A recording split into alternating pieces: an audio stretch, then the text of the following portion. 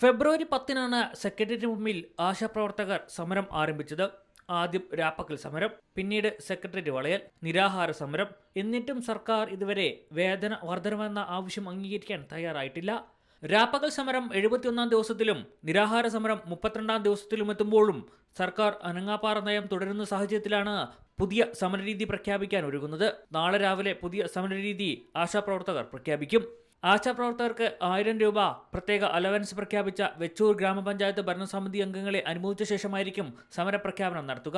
വിരമിക്കൽ പ്രായം 62 വയസ്സായി നിശ്ചയിച്ചുകൊണ്ടുള്ള ഉത്തരവ് കഴിഞ്ഞ ദിവസം സർക്കാർ പിൻവലിച്ചിരുന്നു. രാപ്പകൽ സമരത്തിലെ ഒരാവശ്യമായിരുന്നു ഇത്. MS Minu, R Ananthakumari, L Sasikala എന്നിവരാണ് നിലവിൽ നിരാഹാരം ഇരിക്കുന്നത്. ഈസ്റ്റർ ദിനത്തിലും നിരാഹാര സമരവും രാപ്പകൽ സമരവും സെക്രട്ടേറിയറ്റിന് മുമ്പിൽ തുടരുകയാണ്. പ്രശ്നം പിടിക്കാൻ കമ്മിറ്റിയെ നിയോഗിക്കാമെന്നാണ് സർക്കാർ നിലപാട്. എന്നാൽ ഇത് അംഗീകരിക്കാൻ സമരക്കാർ ഇതുവരെ തയ്യാറായിട്ടില്ല. ഇനി പ്രശ്നപരിഹാരത്തിന് മന്ത്രിതല ചർച്ചകൾ എന്നുണ്ടാകുമെന്ന കാര്യത്തിലും ഇതുവരെ വ്യക്തതയില്ല.